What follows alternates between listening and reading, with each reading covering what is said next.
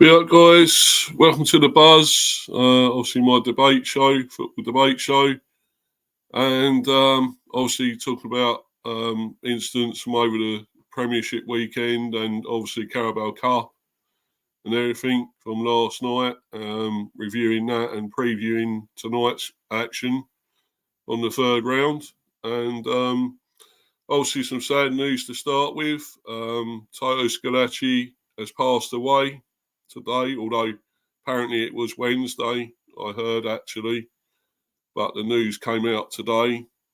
More about it, he's passed away, aged just 59 from colon cancer. Horrible, sad, and well, of course we all remember him from Italia 90. And he's a star for Italy there, brilliant player. I'm going to bring my guest Manny on, and we'll discuss that a little bit more. Pay a little bit of tributes to that. Obviously, it's Gary Shaw as well, but we'll talk about Schillaci first. But I'll bring Manny on, and he can share his opinions and thoughts and prayers and so forth on this. Be up to you, Mr. T, with some sad news. Yeah, very sad indeed, Steve. And thanks a lot for having me on. Big up to you as well. And yeah, obviously Italia 90 was my first ever football memory. Never really got into football until obviously watching England bravely attempting to reach the final. And of course, the other semi with Italy and Argentina, I think it's fair to say that Diego Maradona made himself a villain in Naples for once. And certainly the overwhelming feeling was that the third place playoff in Bari should have been in many ways. Seem to be getting an echo on your side, but anyway. Is it on mine or on yours? Are you getting an echo there? Yeah, the thing is, yeah, every time I speak, I hear that played back. Oh, okay. I don't know why. I hope it's not mine again. I've had issues with this the other day, apparently, when I was on streams and that, so I hope it's not mine, but hopefully I can rectify it. I don't know. The only thing I can do is go out and come back in again, but I don't know if I really want to do that. I can try going out and coming back in. Yeah, okay, mate. I suppose okay, I'll tell you what, you can read this article, and by finish reading, I'll be right back. Okay, mate. No worries. Cheers. Unfortunately, Salvatore Schillaci, Italy's star of 1990 World Cup, dies aged 59. The striker, who was the top scorer at Italia 90, was admitted to hospital last week following treatment for colon cancer. There he is there, obviously. We all remember that. The photos there. Him celebrating the goals and that. He scored 6 goals at the tournament, of course. Yeah. Wide-eyed celebration, becoming an enduring image of Italia 90. Salvatore Toto Schillaci, an icon of Italian football and the top scorer at the 1990 World Cup, has died at the age of 59. Schillaci scored 6 goals and was the star player for Italy at their home World Cup as the Azzurri reached the semi-finals. The striker, who played for Inter Milan and Juventus, won the Golden Ball as player of the tournament and finished second in the Ballon d'Or that year. Inter announced his death on Wednesday. Schillaci had been admitted to hospital in Palermo last week following treatment for colon cancer. He made an entire nation dream during the magic nights of Italia 90, Inter said in a post on Twitter, X. Pardon me. FC Internazionale Milano gathers around the Schillaci family for the passing of Toto. Italy's Prime Minister Giorgia Meloni led the tributes to the striker. A football icon is leaving us, a man who has entered the hearts of Italians and sports fans around the world, Meloni said. Thanks for the emotions you gave us, for having made us dream, celebrate, embrace and wave our national flag. Bon voyage, champion. Schillaci's iconic wide-eyed celebration became one of the images of the 1990 World Cup, the tournament where Toto made his name. The Sicilian did not start Italy's opening match, but came off the bench to score the goal of their 1-0 win over Austria. He led the Azzurri to the semi-finals, scoring in the round of 16 quarter-finals and semi-finals, where the hosts lost on penalties to Diego Maradona's Argentina. He would only score one more goal for Italy and did not feature at another major tournament. Schillaci began his career in Sicily with Messina before moving to Juventus in 1989. He won the Coppa Italia and UEFA Cup in his first season with Juventus, and his form earned him a place at Italia 90. Juventus said in a statement, "We immediately fell in love with Toto, with his desire, his story, his passion. We at Juve were lucky enough to get excited about him before. In that incredible summer of 1990, the whole of Italy did. Despite just making one appearance for his country before the tournament, Schillaci took his opportunity with both hands and emerged as Italy's breakthrough star of their home World Cup. He moved to Inter in 1992, winning the UEFA Cup for the second time in 1994. Schillaci finished his career with Jubilo Iwata in Japan and was the first Italian player to move to the J-League. He retired in 1999. Serie A said Schillaci was a great player. He lit up those Notti Magici at Italia 90. His desire to make it at the top level in football was constant, and he will continue to be an inspiration for the many children who dream of playing in Serie A, the league added. Yeah, great article that. Really was. And you're back there, Manny. I don't know if you heard that or that article I just read out. I did, Steve. I did. And, just taking a look at Toto's career, and now the problem has started again. But you got echo again. I've also had to make sure that there's no background noise on my end, but thankfully it seems to be solved. Can you hear me now? Yeah. Can hear you, yeah. Big up to you, Luca, Steve? by the way. Yeah. Can you hear me? Okay, cool. So, hello? the thing I get... Yeah. Big up to you, Luca. Yeah, I can hear you. I'm clear. Yeah. I can hear you clearly. Loud and clear. Yeah, sure. I'm just reading the comments out. Here, Manny. Just reading the comments out. Luca and all that in here. Because obviously he's Italian, isn't he, Luca? So yeah, that's fine. Sad news. Yeah. Yeah. I didn't know who it was. Oh, you didn't ask. Was he before your time, Luca? I don't know. Must have been, I suppose. Yeah. Yeah, Warren's team talk. Hi, Mr. B. I hope you're well. Yeah, cheers, Warren. Yeah, fine, man. I'm okay, mate. And Manny's here as well, of course. Your mate Manny. He's here as well. Fair play to you for discussing the great man. He was deadly. Yeah, exactly. He was. Anyway, Manny, do you want to carry on talking about that? About Schillaci? Yeah, if you can hear me, I'll definitely carry on. And yeah, the thing about Toto, which I get, is that obviously his was the star that, shone very brightly, but disappeared. You never saw much. In a way, it's sort of tragic, but it also makes that period of his, iridescence, for want of a nicer word, all the more memorable. And of course, it was a home World Cup, and I'm sure that a certain Carlo Ancelotti will have many fond memories of him, because the two of them were teammates in that Italy squad, which reached the semi-finals. People forget that Carlo Ancelotti was fine player back in the day, a good midfielder for both AC Milan and Italy, and won 2 Champions Leagues with the Rossoneri as a player, and has now won more Champions Leagues as a manager. But Schillaci definitely was one who, he didn't give the impression that he was just trying to become a legend of the game. He loved to play. He loved to express himself.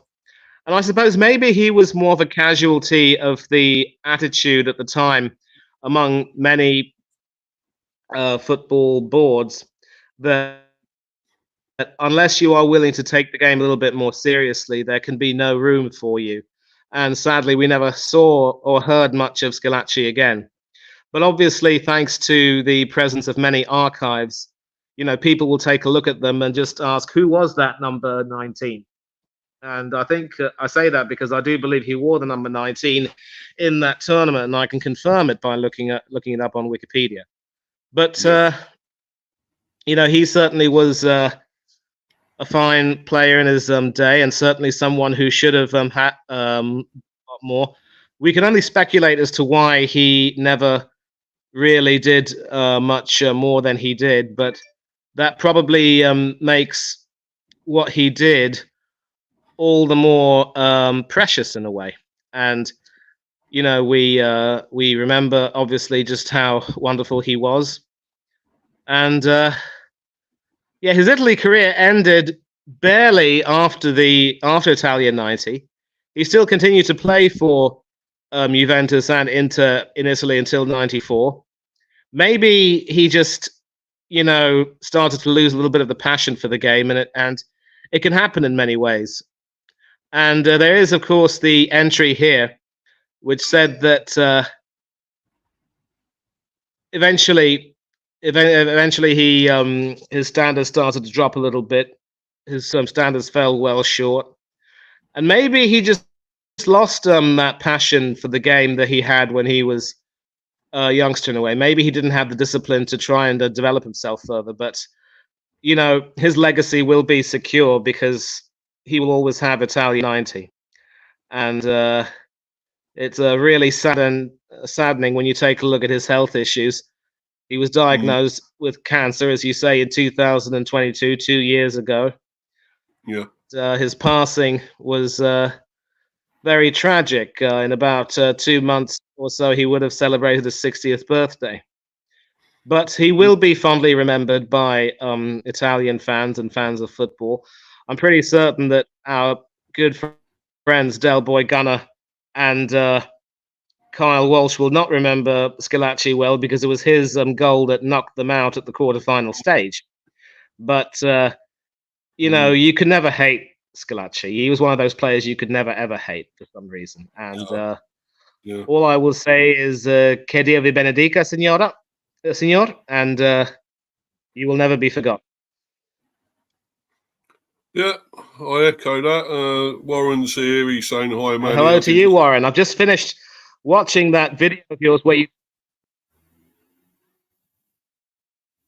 No, you gone off, mate. You went off. Yeah, I was reading that comment. I just said, Warren, I've just finished watching that video.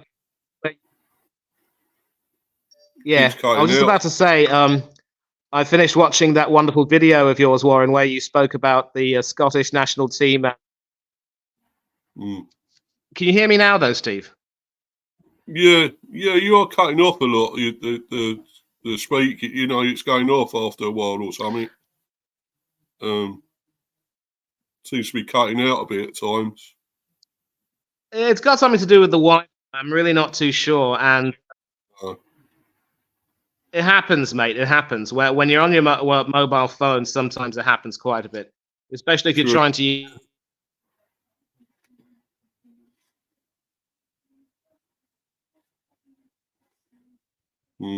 Gone again. Yeah, Chelsea fan. Yeah, sad news. RIP. Yeah, big up to you, my friend, being in here. Cheers, mate. Big up, Mr. B and Manny. Yeah. Nice to see you in here, man. Brilliant. As usual. You're always welcome. Your support and everything. Yeah, same with you, Warren, of course, and Luca. Thanks for you guys coming in. in the live chat. Yeah, if you can hear me now, I'm on data, and I was just about to say to Warren that I'd finished watching his video where he was speaking about the Scottish national team and their performance at Euro 2024 and trying to analyse what actually is going wrong with Scottish football. And I would recommend, if people can, do subscribe to his channel. Although some of his videos may be a bit long, they're very informative. The work he does for his videos is absolutely terrific. And hopefully one day we'll get him on to talk about some of these issues as well, because his presence will be valued immensely. Yeah, definitely, yeah.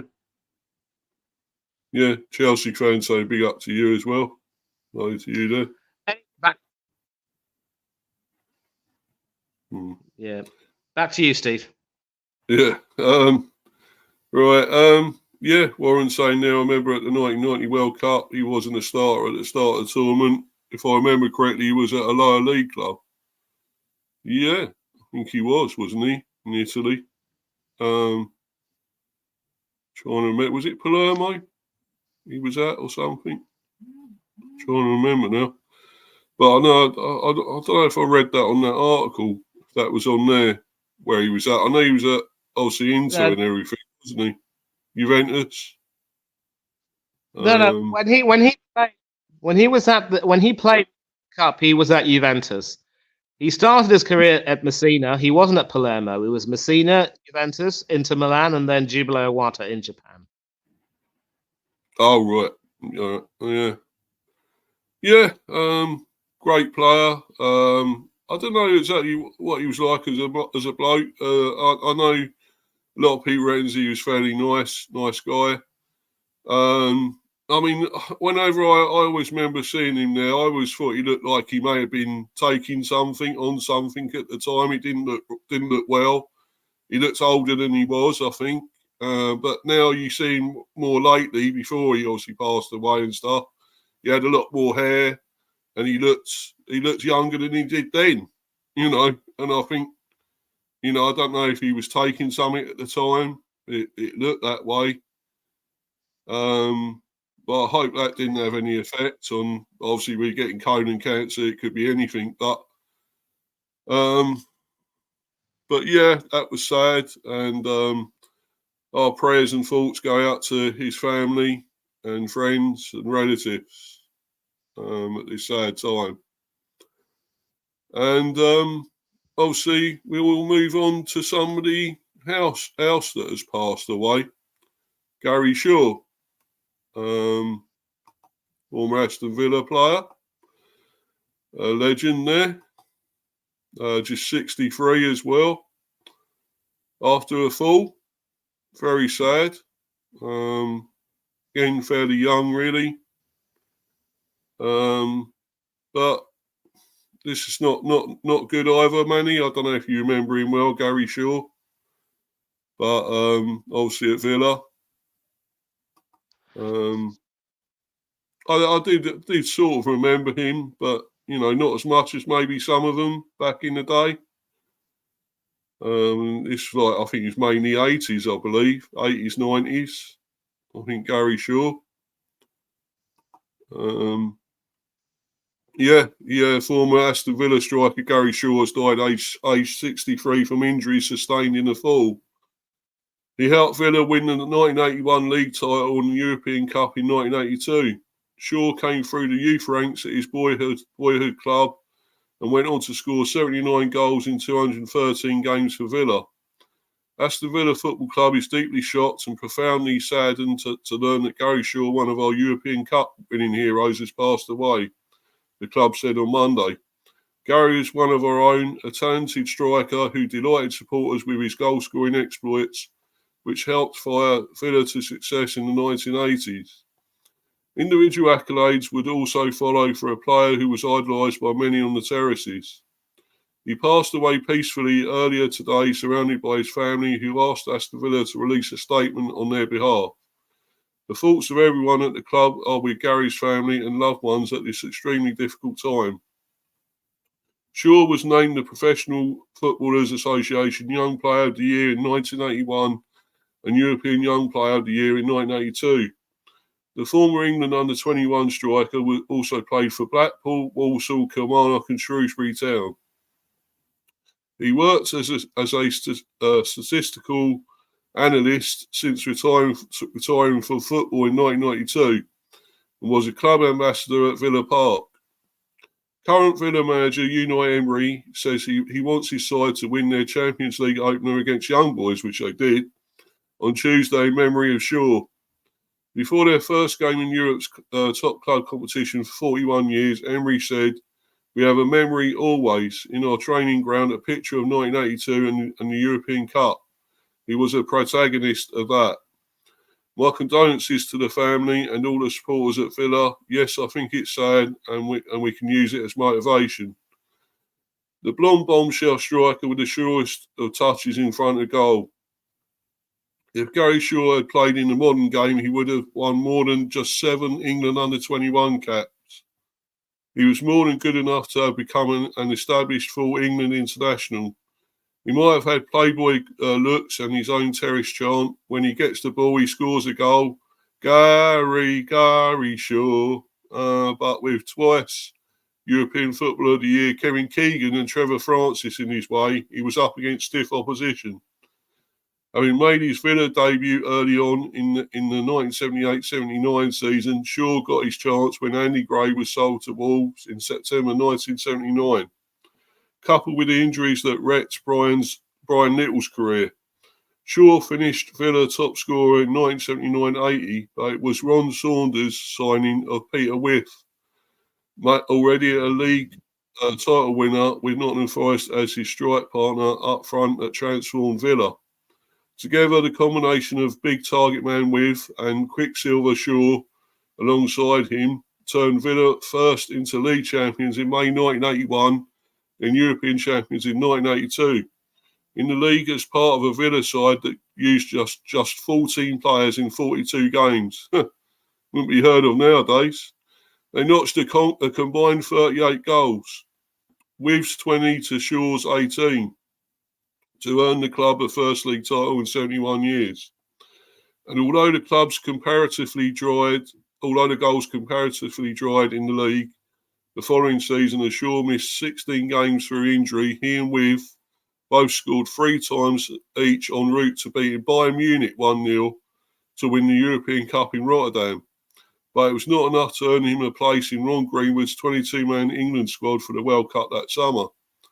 Although he and Villa skipper Dennis Mortimer were named in the initial 40-man squad, it was only Whiff who made the plane to Spain, alongside Keegan, Francis, Tony Woodcock and Paul Mariner as the other chosen strikers.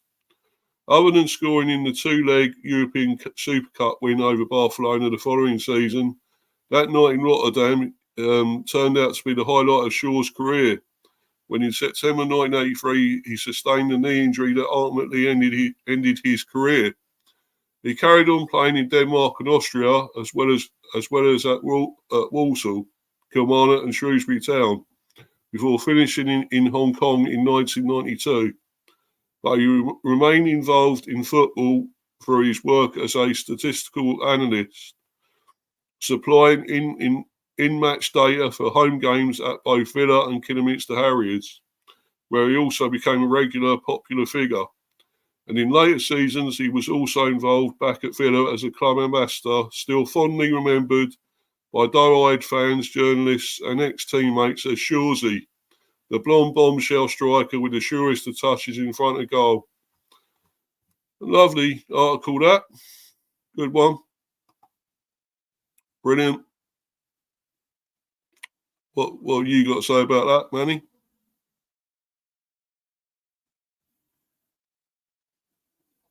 Manny, you there? Yeah, be up, Daz. Be up to you, my friend. Hope you will. Yeah. You there, Manny? My mic was muted. I do apologise, Steve. Can you hear me now? That's all right. Yeah, can hear you. What do you think about this, about Gary Shaw?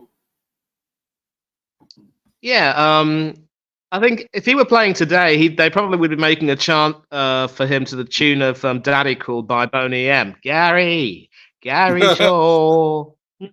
Gary Shaw. But maybe Boney M weren't big back in the day. but that time. But That's yeah, the I did say 70s. in the chat as well that he was also suffering from heavy competition. When you've got Kevin Keegan, Trevor Francis, and Mm. obviously as the article mentioned, Paul Mariner, ex-Arsenal and Ipswich, and Tony Woodcock as well, also ex-Arsenal. I think maybe Nottingham Forest, if I'm correct. I'm not too sure. You've got the strikers in front of you. It's going to be very difficult to actually, force your way into the reckoning for international honours, but he certainly had enough about him to have a pretty good career of his own. Um, but it's also kind of sad that he, like Scalacci, didn't really do too much after that due to injury. And it just goes to show that injury can obviously, it can be uncompromising and it can hurt. A lot of people can get hurt. A lot of people's careers can be truncated. But again, it just makes the memories of those years all the more special. And a look at his profile will tell you that he never quite got the continuous runs that he had at Aston Villa. Obviously, a loan move to Blackpool, and then he went to Denmark to play for Kjøbenhavn's Bold Club, and then he played in Austria before a stint at Warsaw, up in Scotland with Kilmarnock, Shrewsbury Town, and ending his career in Hong Kong with Ernst Borrell, also known as CB. And it's kind of sad in a way that he never really was able to do much more. But such is life, such are the circumstances that you really can't complain too much about it. But you can look back at the really happy memories and say, you know what, I did that, and to be part of that Aston Villa team that scaled that magnificent peak. That is something that he will always he will take with him to the afterlife, to be with the Almighty. And Yeah. Aston Villa fans have every right to lord it over us. Champions of Europe, will we ever sing that? And Probably. obviously, I was able to see him back in the because I was born in 1981. I wasn't even old enough to even operate a television, so I don't think I would have seen him play. But definitely a legend in his own right. Many old fans from back in the day will remember him well, and it was good to see Aston Villa get that win and keep that clean sheet. But I did say that they will need to improve a lot of their sloppiness, and this particular team that won the European Cup. And of course, being the only Birmingham-born player in the team, he has a special place in the hearts now. You take a look at the teams that Aston Villa played to win that. Obviously, beating Bayern Munich in the final was magnificent, but before that, they had Anderlecht in the semi-final, Dynamo Kiev in the quarters. In the second round, they beat another German team, an East German team, BFC Dynamo. In the first round, obviously, an Icelandic team, Valur. But you still had to make sure you won the games you needed. You still had to beat some really good teams to win the tournament. So nobody should ever, thumb their noses saying that it was much easier back then, because winning any competition is always going to be it's always going to be difficult, and the fact that you've done it puts you in that special pantheon. So gone but never forgotten, and definitely I think Aston Villa will be using his memory as a sort of a guiding star for their European campaign, as they should. So I'm sure Gary would have been very happy with last night's result. Mm. Yeah. Yeah, definitely. It was a great result. Yeah. Yeah. Brilliant. I think Watkins did well. He sort of got on the score sheet. I think it was disallowed, wasn't it? One of his goals for handball. And it wasn't actually handball. I think we spoke about it on the group chat at the time, saying it's never handball. It was disallowed, and I don't know why. That's terrible decision. But yeah, I think that was obviously 3-0 in the end. But yeah, the sad part is I don't even know if UEFA will retroactively award that goal to Watkins once they do a review of that. I mean, it shouldn't make too much of a difference, at least not now. But if goal difference does come into the fray, then Aston Villa do have some cause for anger. But that just means that they're going to have to perform a lot better. And if they're going to complain about the disallowed goal, then they're going to have to look at some of their performances in the second half. And I'm sorry, we'll talk about that later once we come to the review. But yeah, sure. I'm sure Gary would have been really delighted to have seen Aston Villa reach the Champions League last season. And, anyone associated with Aston Villa will remember the hard times that they came into after that wonderful success that night. Obviously, they haven't won the league title since and won a few cups here and there. I mean, maybe I stand corrected. I'll have to see when they won the league. But, obviously getting relegated was quite heartbreaking, but they found their way back. And so credit as well to Unai Emery for what he's done, and I'm sure that Gary would definitely have been very happy.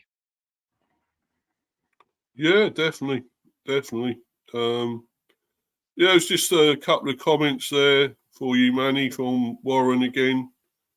Thanks for your support, Manny. Going on a bit is an occupational hazard, and there was a lot of ground to cover in that podcast about the Scottish national team, to be honest. So, to be honest, they only scratched the surface, to be honest. Could have done about 60 podcasts about that subject, and going on a bit seems to be something that lots of YouTubers do, to be honest. Yeah, true. Yeah, so he's pretty much thanking you for that, what you said. Anyway, so we move on to this, obviously, the Premier weekend, talking points and all that. Pretty much the instance, the referee's instance, giving things or not giving things, right decisions or wrongly. Obviously, I'm going to bring this article up with our old friend, Mr. Dermot Gallagher, talking yet again. Not really sure you can call him a friend. But anyway, this is obviously what he's discussing. Obviously, of course, they always go over this on Sky. Dermot Gallagher assesses Premier League incidents at Spurs, Bournemouth and Fulham. Former Premier League referee Dermot Gallagher reveals all as he examines incidents from across the weekend's action, including whether or not Arsenal's Julian Timber should have been sent off during the North London derby at Tottenham on Sunday. Yes, Spurs 0, Arsenal 1. This is one for you here, Manny. Instance here. Arsenal defender Julian Timber catches Spurs Pedro Porro with a late tackle and advances into the box, unaware the whistle has been blown. Dermot says it was not a nice tackle. He uses the ball and goes over the top of it, but because he steps on the ball, he doesn't gain any intensity and hasn't got the momentum. That's why it's a yellow card. It's not one where he's gone flying through the air with a lot of force. It's a more balanced, a lot more balanced this year. The referees have let more go. Exactly. The handball law is much better and readily accepted. There's more physical contact allowed in the game this year. After 4 rounds, we've seen a marked difference in the way the referees apply the laws. So, what do you make of that one, Manny? That incident? If that was in the first half, I don't know if I was able to see it, to be honest. And another reminder that any Arsenal fans who see it fit to once again crow at Tottenham and say, Ange is getting sacked soon, he's really unfit for purpose, and you lot are always going to be in our shadow. There were moments in that game where we were made to look quite ordinary, and had Tottenham been more clinical, they could have punished us. But Yeah. I don't know if I'm able to quite see the tackle, and I think maybe Gallagher's that it is quite as bad as it would normally look. and there are some mitigating circumstances there. We have to see, of course, if Timber did get an advantage. I'm not too sure if he did, but it doesn't look. It probably doesn't merit a sending off, but maybe a booking. And so, if Timber had been booked prior to that, then he would have been perhaps in a bit of trouble. Yeah. Yeah.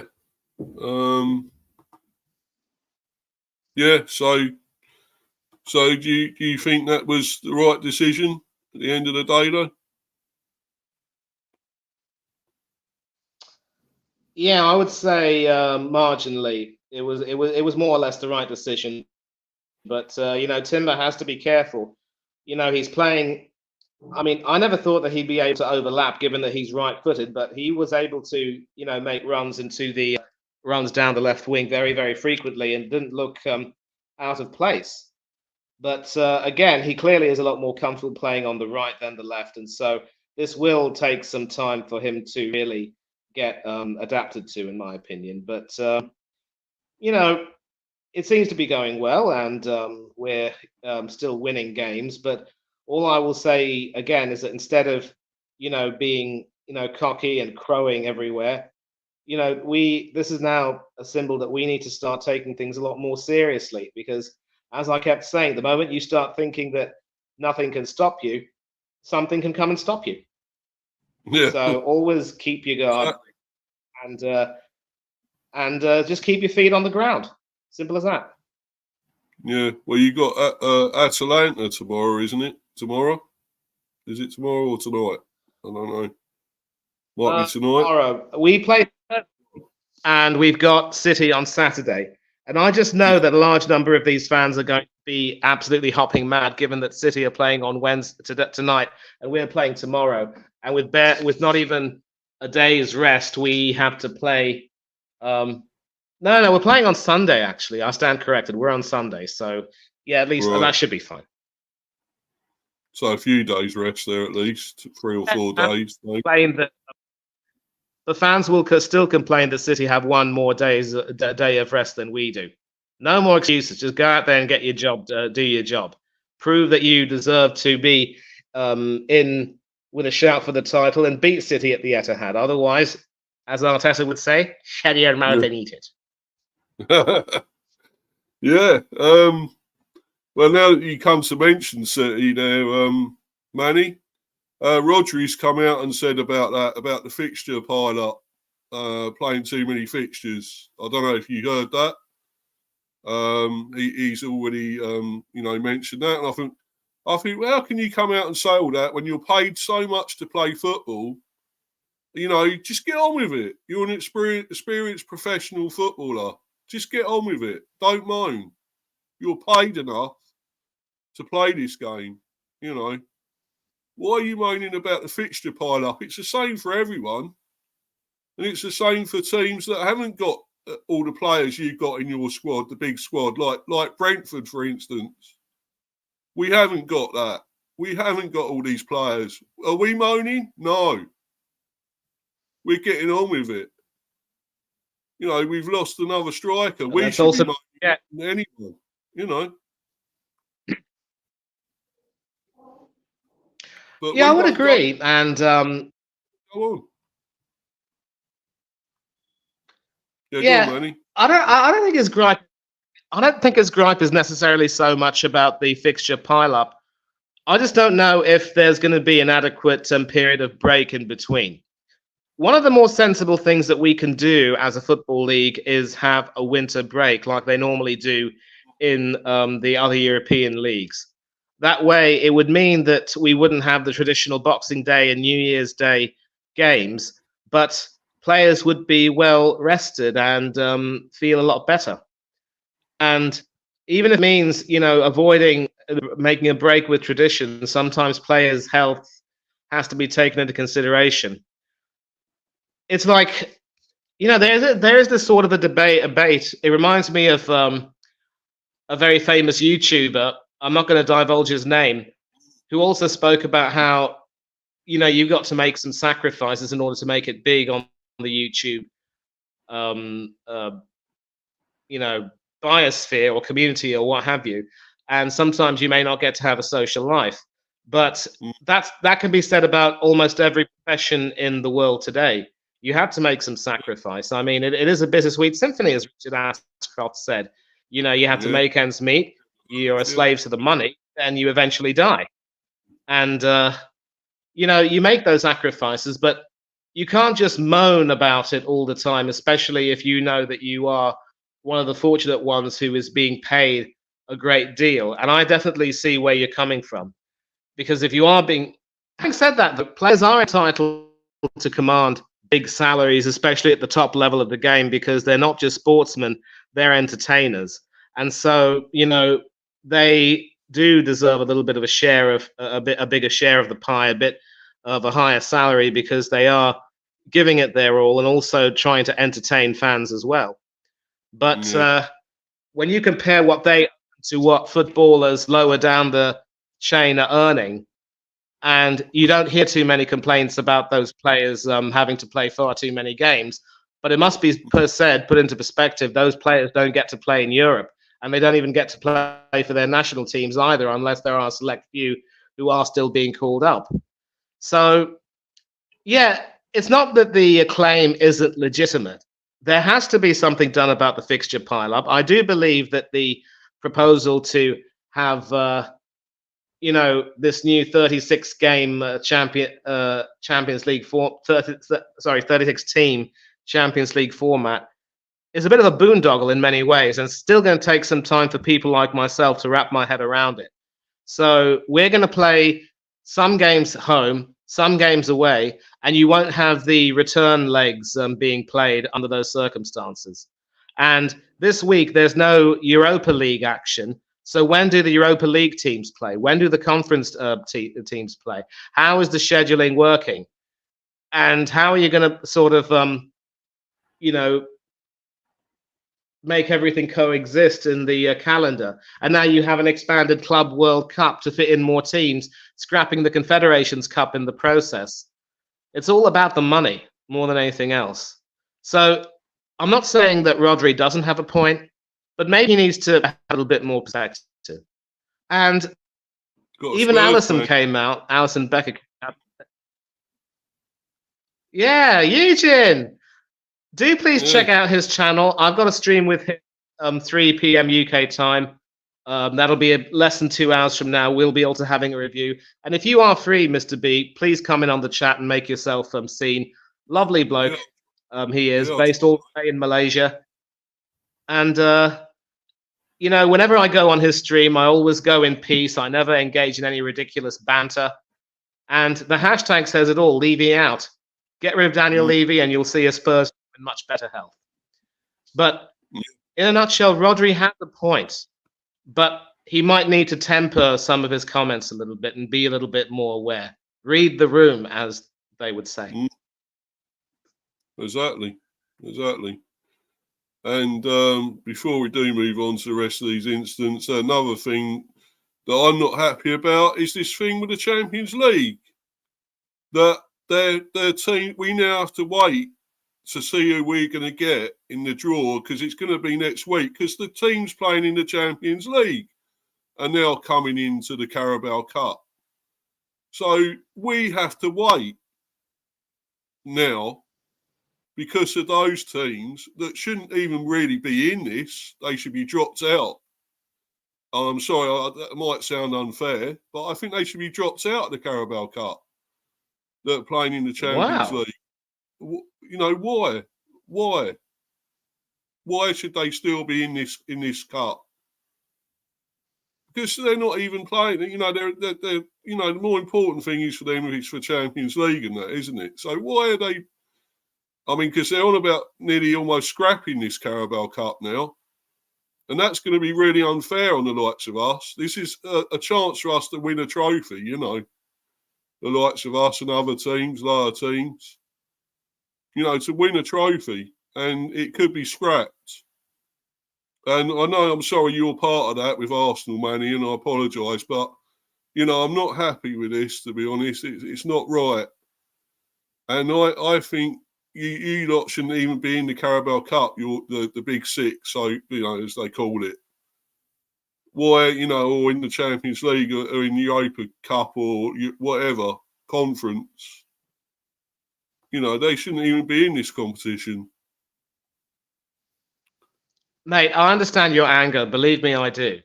And I'll tell you what, if Arsenal and the other miscreants do break away from the Premier League to join the Super League, then by all means, the FA should strike us out of the League Cup and the FA Cup.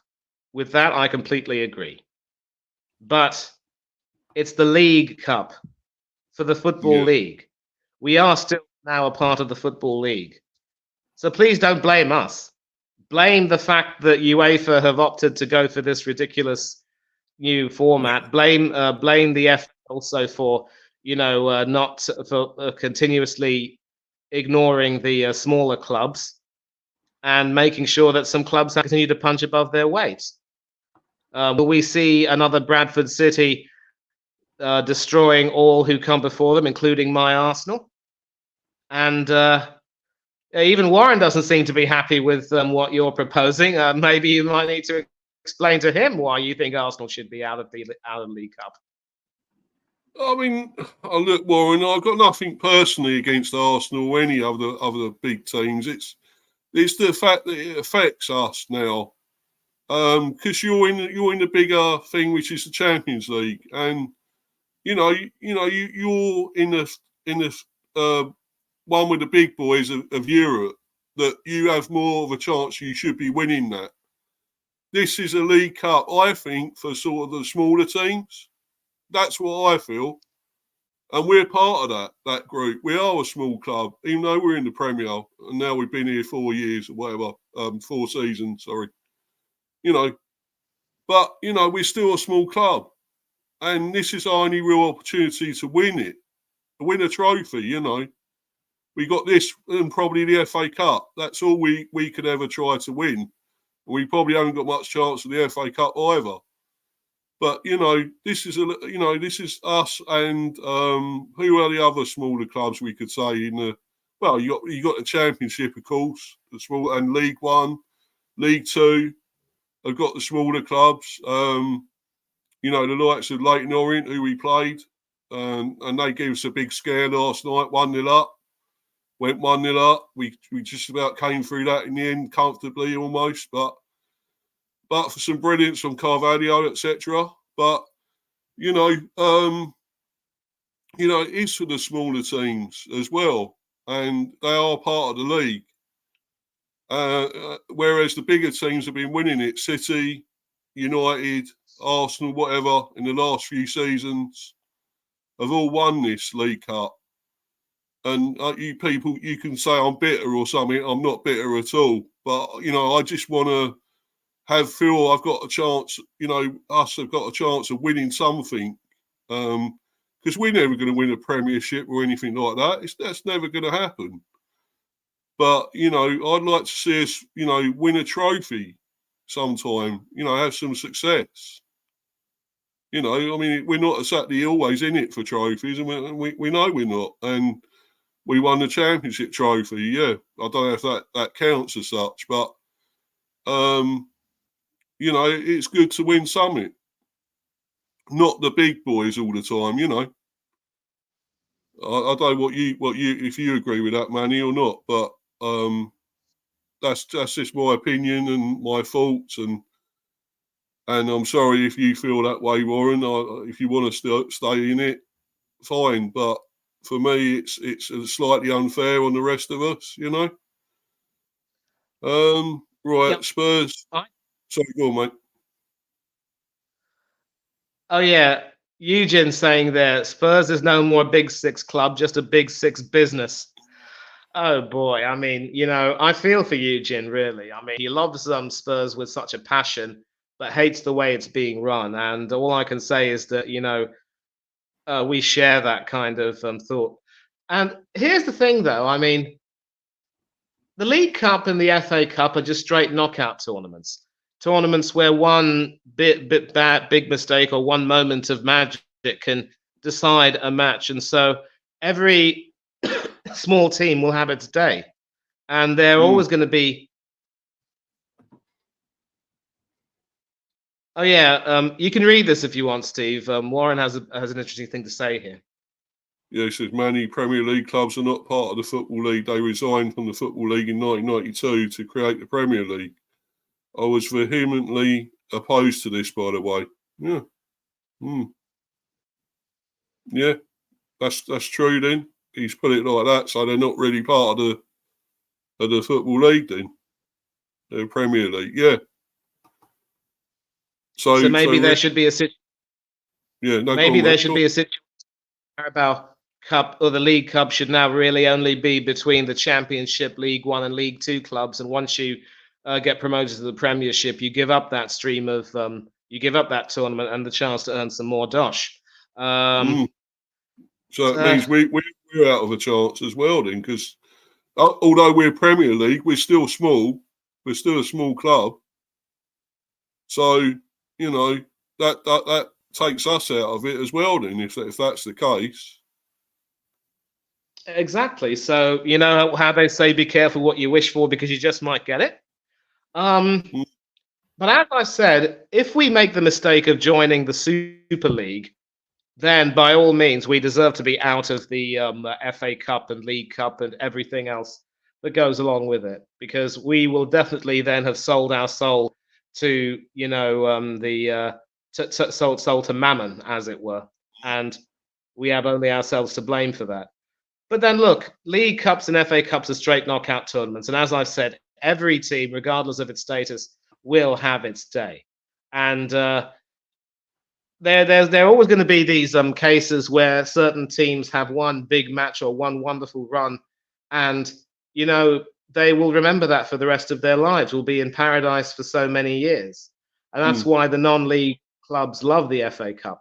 I take your point completely when I say that more often than not these days the big clubs stack themselves with big players so that they can afford to play the likes of Christian Eriksen for Manchester United against Barnsley and have him score a goal or two, and that's just sort of the way it is. But every now and then, one team can just have its day. I get that it's skewed towards the bigger clubs, but then that's sort of the way the world is at the moment, and you can't. And I don't even know if you can complain. I do agree that there shouldn't be too much concessions given to the bigger clubs, but you are just going to have to wait and find out that if you can perform the way you did and make sure you have that same spirit, you should be fine. But losing Vissa will be a bit of a loss, and hopefully Mbeumo will. Yeah. Is Mbeumo still injured, by the way, or is he fit? No, he's fit, and he came on last night actually. Later on, and he made us look even better, to be honest, when he came on. But that's that extra bit of quality. He got to come on, and but what a goal from Carvalho last night, overhead kick, and I'm going to go into that more a bit later on. But I thought that was amazing. It just showed a glimpse of his talent, that he has got ability, and I'm just wondering if Liverpool were mad to let him go. I just and we might get something out of this more than them in a way. Okay, it was a fair amount of money. I think it was 25-30 million or something altogether. And they made a fair bit out of that, but you can see what talent he's got. He's got the ability there, and you always see it. I think when he was at Hull as well on loan, and it just proves you can get these young players that are probably a lower sort of money, total fee, because sometimes you're paying over the odds for players, aren't you? And of course, we see it with Solanke, 65 million. As good a player as he is, and all the goals he got at Bournemouth, is he worth 65 million? I'm not so sure. And who else do you sort of paid over the odds? You could say Anthony at Man United. What had he done in all the time he's been there? He scored last night, but penalty in that. But he's actually been known for more things. Declan Rice at Arsenal, 105 million. Oh, yeah. Exactly. Yeah. Yeah. Madness, Yeah, so we could talk about a lot of this, and obviously, I think with Liverpool they want to evolve their squad, obviously under a new manager. And Liverpool have always been known over the years for saying goodbye to legendary players who have pretty much had their best years go by, but they can still do a decent job elsewhere, and that's happened to everyone and many legends of the club. And Carvalho, far from being a legend, is also not going to be different. And it's still early in the season, so we'll have to see what more he does. But we were talking about refereeing incidents. We discussed one. I believe there are two more that we have to discuss. So let's go back to that, yeah? Oh yeah, obviously some more in the same game, Arsenal and Spurs. Obviously, another incident here.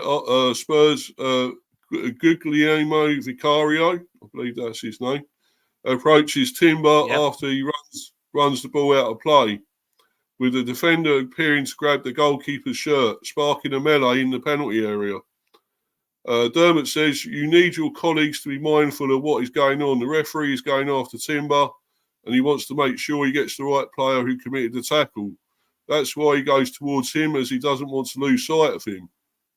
Once you go towards the incident, you close your peripheral vision, so you miss things. You need your colleagues to be mindful, and you need your colleagues to mop up. And by mop up, I mean make sure there hasn't been an act of violent conduct, because they can't give yellow cards, they can only give reds. So what do you say to that one, Manny?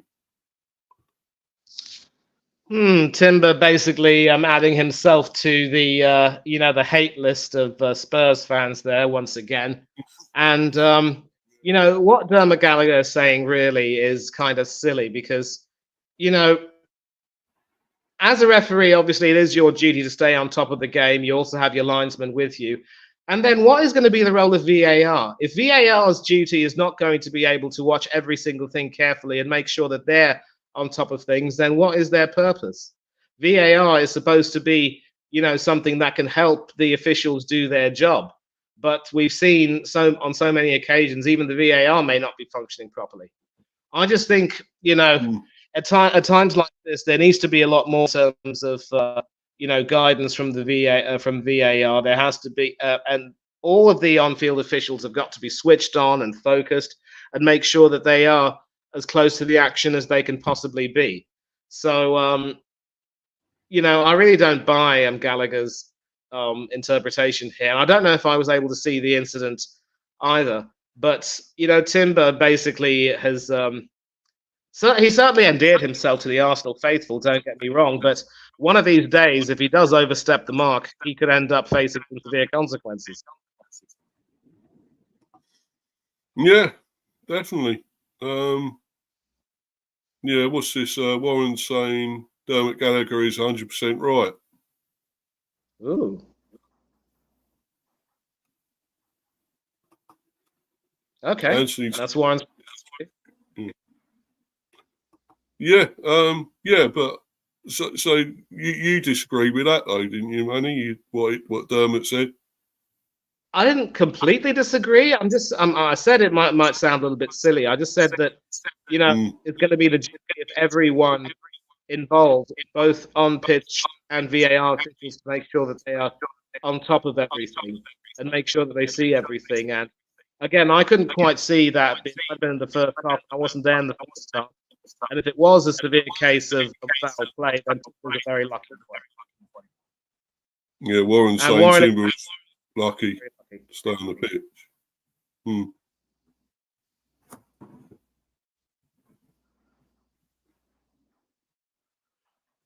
Are you there, mate? Yeah, I'm here. Go ahead. Yeah, he said Timber was very lucky to stay on the pitch, to be honest, Warren's saying. I read that.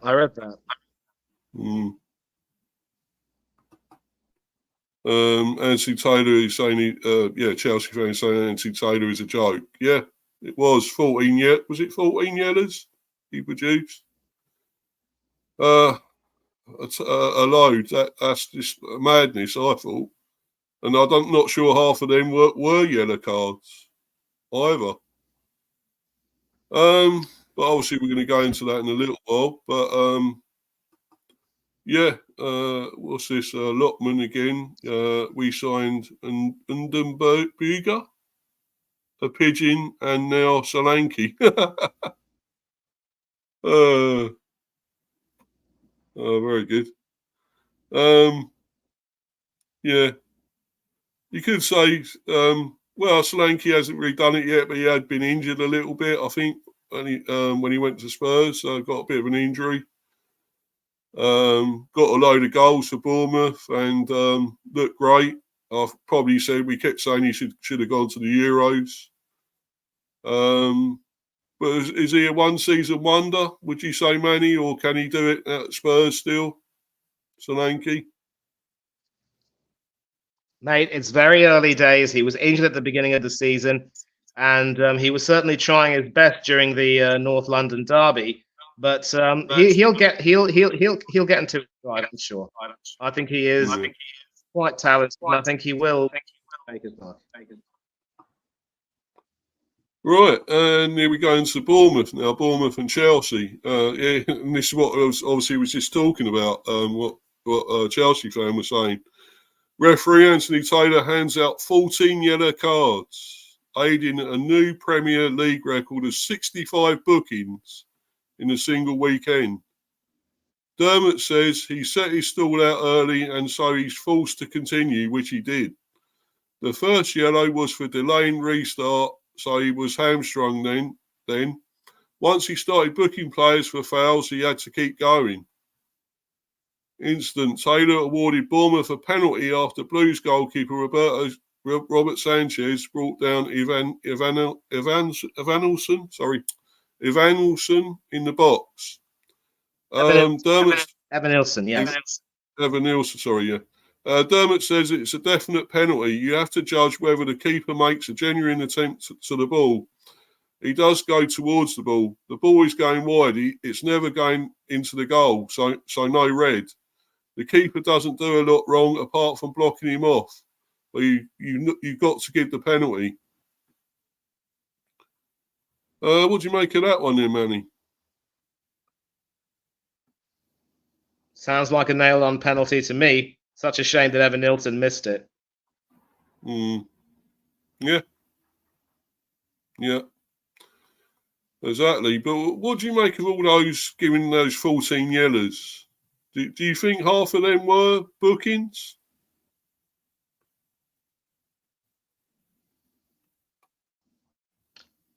Again, I didn't quite see the game, and I saw quite a bit of it, mainly the first half. I don't think I saw too much after that. And I can't fathom that the Bournemouth-Chelsea game would, pretty much be that much of an ill-tempered, ill-disciplined affair. So there will be some controversy around some of his decisions. That is going to be par for the course. But we'll probably have to sort of investigate some of the calls, and I think one of them has been talked about here, the penalty. I think it certainly looks like a nailed-on penalty, and I don't think even Robert Sanchez can have any complaints about that. And he saved the penalty, so he shouldn't complain. Full stop. No, exactly. Here's another incident from that. Taylor doesn't show Lewis Cook a second yellow card for a change on Cole Palmer. So pretty much he's shown all those yellow cards, but he hasn't shown him a second one for a change on Cole Palmer. So that's a bit strange, isn't it?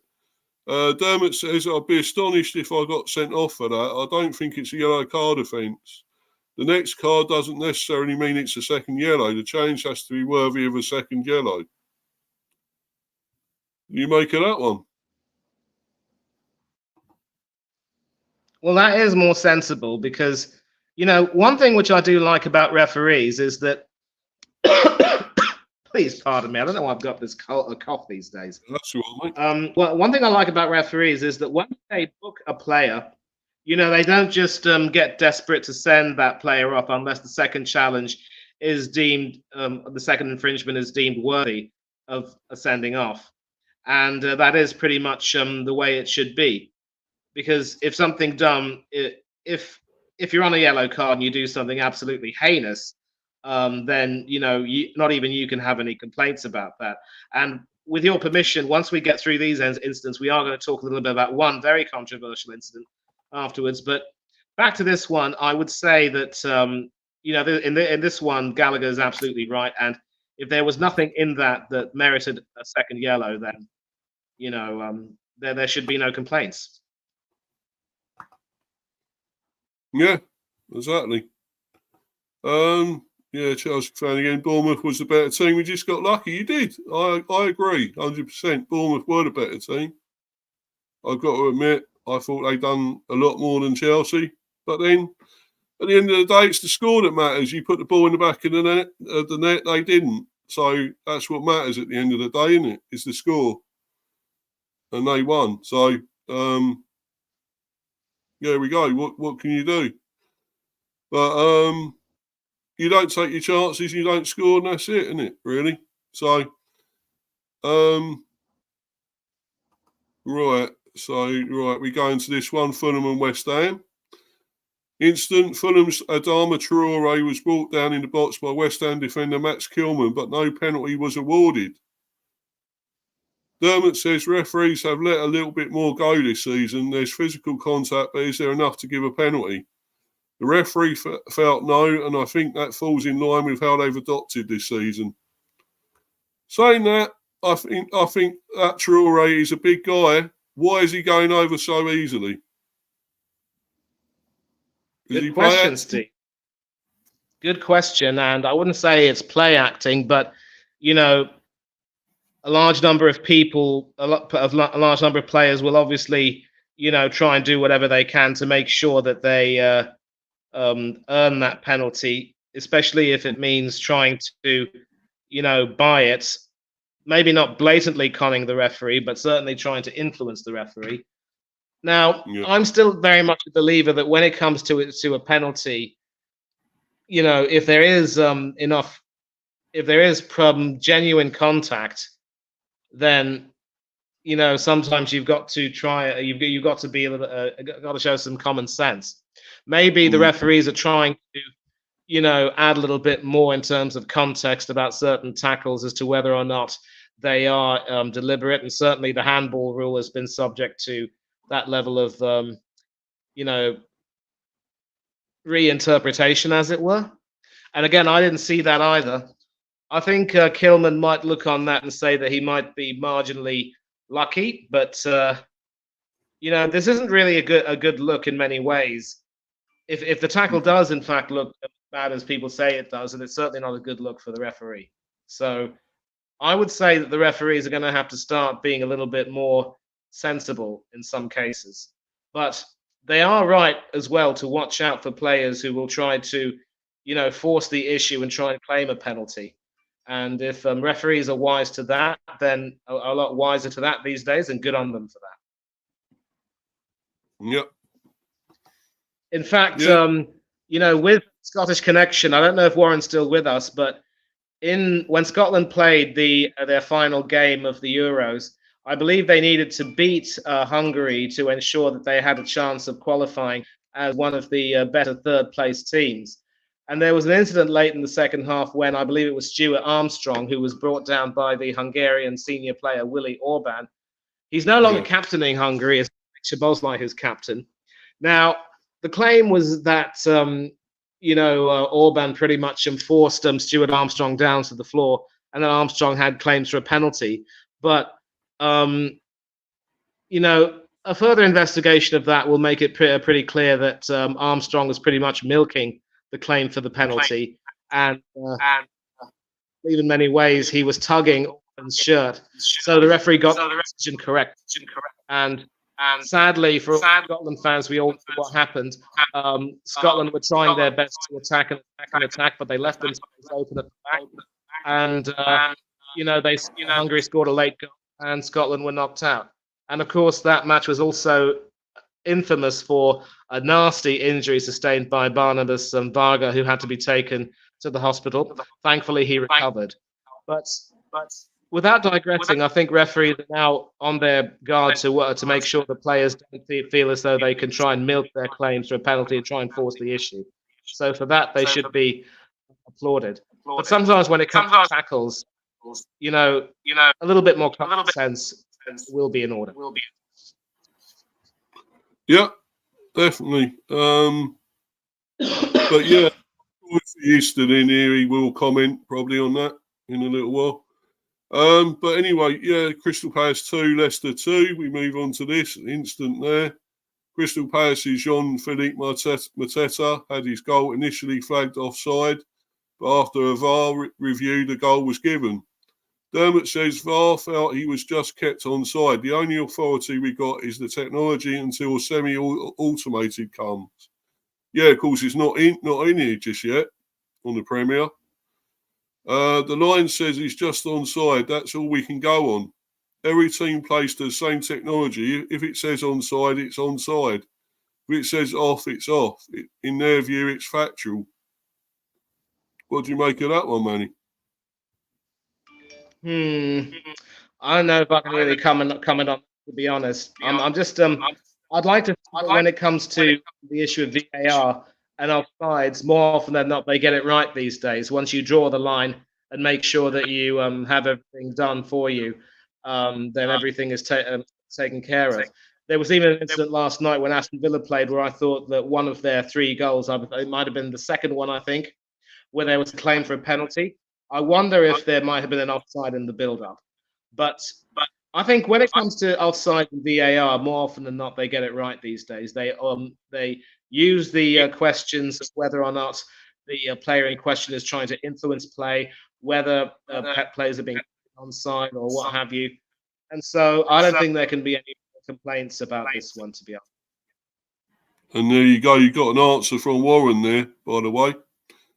It was never a penalty, not in a million. It was just Steve Clarke's diversion tactics from his awful tactics. Warren, thank you very much indeed. I thought that wasn't a penalty either. Yeah. The offside rule needs changing. This business of a player being off because his toenail is off is ridiculous. I agree, 100%. It is ridiculous, Warren. Really has got to be changed. It's terrible. And then when we get this semi-automated, it will be a bit different, obviously. Hopefully. Because really, that should be in from the start of the season, the semi-automated. Why it's only through half of the season, I don't know. It is strange. But anyway, we move on and go on to Southampton 0, Man United 3. And instant here, referee Stuart Atwell awarded Southampton a penalty after United's Diogo Dalot brought down Tyler Dibley. I watched that match. I thought it was 100% a penalty. And I rate this young man, Tyler Dibley. He looks quality, only about 18 or something, I think. Got the socks rolled down a la Jack Grealish. Whether he'll be as good a player as him, I don't know. But he looks a talent. Dermot says it's a definite foul. If you slide like that, you've got to get the ball, and he doesn't get the ball. I think it's just inside the box. Yeah, it was. It's a good decision by the referee. So I totally agree with that. What about you, Manny? No complaints. I'm sure this boy Dibbling very good at dribbling, and yeah. I don't think there's complaints about that, but it was a poor penalty, I think, and Onana had an easy save. But this was one of those examples where Southampton really needs to take their opportunities, and they had United on the rack for a little bit. But if you don't take your chances against Manchester United, you're asking for trouble. And the fact was that the other guy took it, and it's supposed to be Diaz was going to take it for them. And I don't know why they changed it, why the other guy took it instead of him. That was a nonsense, really. You let the guy that's, the striker that I think he'd scored, was it 9 out of 9 or something or other? Diaz, you let him take it, don't you? Rather than someone else, surely. Exactly. Mad. Absolute madness. But anyway, right. Another incident in the same match. Saints captain Jack Stevens is shown a straight red for a challenge on Alessandro Garnacho. where he caught the United forward on the knee with a high challenge. I think that was as well. It was quite high. I don't know if you saw it as well, Manny, but it looks high. High challenge, aimed for the knee, definitely studs out. Red card every day of the week and twice on a Sunday. Yeah, not much debate on that one. Definite, and that I think that was about it, really. Yeah, but on the issue of controversial refereeing decisions, Arsenal fans are still fuming at Chris Kavanagh for his decision to send Declan Rice off against Brighton, a decision which obviously impacted us as we, went down to 10 men. And Warren, if you are still here, I'm sure you will definitely have your thoughts on this, and I think you might agree with it. This is courtesy of the BBC Sport Instagram account, and I'm sure the article will be there on the main page. So what happens is that there's been the release of the audio about this controversial dismissal of Declan Rice against Brighton, and Chris Kavanagh on the thanks to the service called Match Officials Mic'd Up has said this, and this is what he said in quote: "I don't like it, but he's knocked the ball. For me, it's a second yellow. I had no choice because he knocked the ball away. As Joel Veltman was about to kick the ball, Rice knocked it, and so Veltman pretty much ended up following through with the kick and smacking Declan in the knee. But Chris Kavanagh had no choice. He's put me in an awful position, and I'm sorry, Dec, mate, you need to go, I'm afraid." So definitely there is no controversy about that. I'm sure Warren will agree that that was a second yellow and he had to go. And even Kenny Ken made sure that he made it clear that Rice could have no complaints about that. And I'm sorry, when you look at that, you're going to have to agree. And even Rice himself said that he was out of order. So that should end it. But no, Arsenal fans being what we are, we just can't let things like that go, can we? Being a sort of a devil's advocate here, Manny, I actually thought it was a little bit soft because actually I thought Veltman instigated it a bit. He kicked it a bit. He kicked it towards Rice, knowing that he could try to get him sent off by hitting his leg. So it looks like he's kicking it away.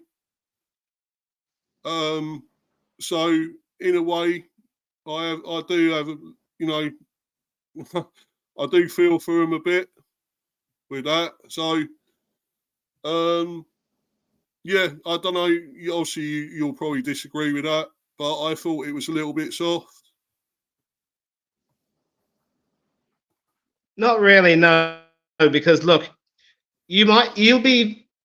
People are going to criticize Veltman, but what he was trying to do was make sure that he had the ball so that he could put everything in position.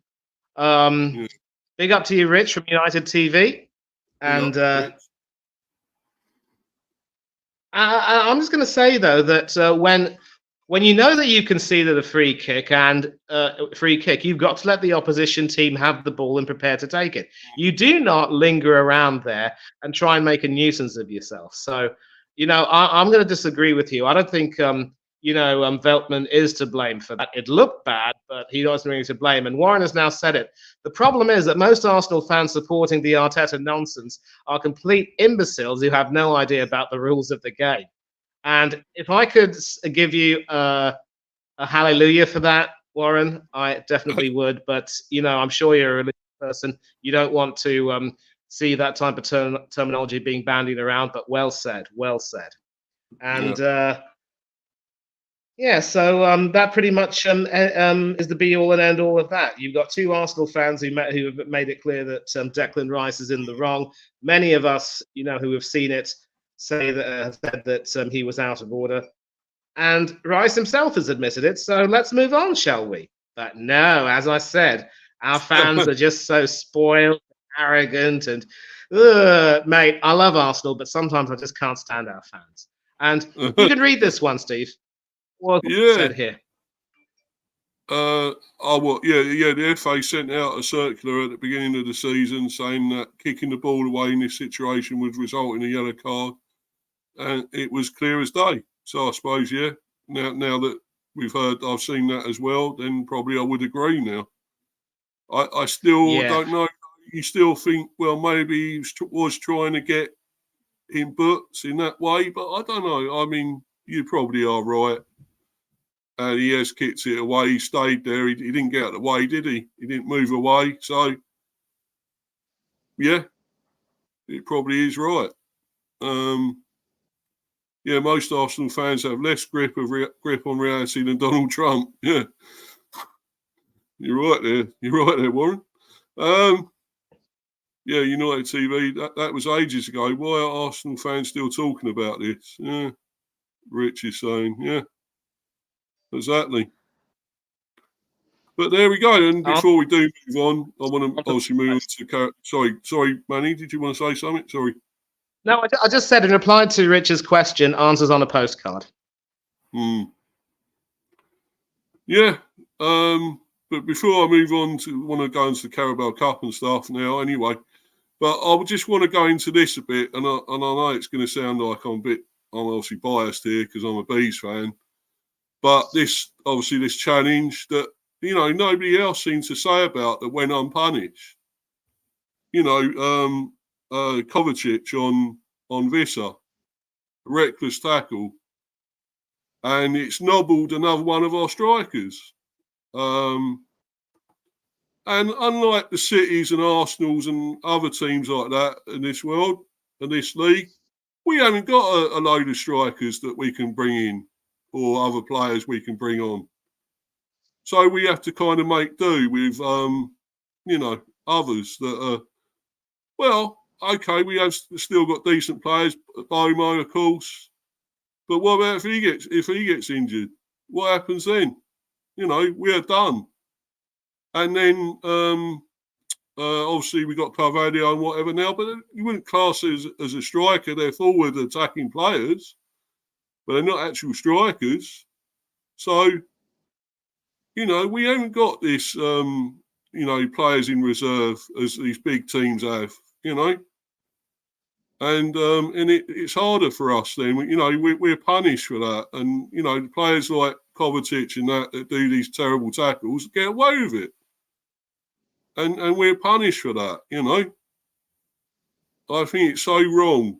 And, I think, well, why wasn't anything sorted out? Why didn't VAR intervene or anything, I just think it was terrible, but I just want to obviously read this quickly and then we'll talk about it a little bit and then move on. But, so Thomas Frank criticises reckless Man City star after Brentford defeating Johan Visser injury update.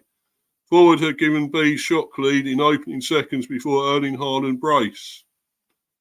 Brentford boss Thomas Frank criticised the reckless tackle from Man City midfielder Mateo Kovacic after Johan Visser was forced off during Saturday's Premier League clash. And actually, Kovacic has had history of this.